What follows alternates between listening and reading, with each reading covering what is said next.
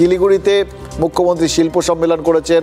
শুধুমাত্র যে লগ্নি চেয়েছেন মুখ্যমন্ত্রী তা নয়, শিল্পপতিদের যাবতীয় সমস্যার সমাধানের আশ্বাস দিয়েছেন। এবার এগুলো করছেন কেন? এই যে বারবার তিনি উত্তরবঙ্গে গেলেন, তার কারণ কি?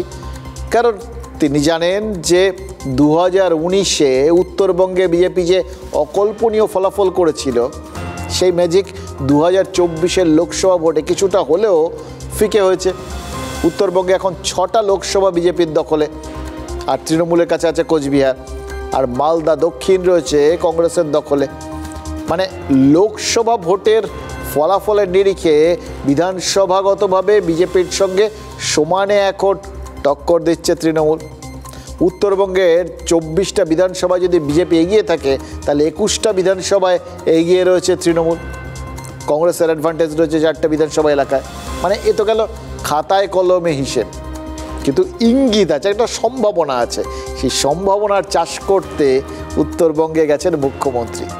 দেখুন, এর মধ্যে আরও একটা ফাটল ধরা দিয়েছে বিজেপিতে।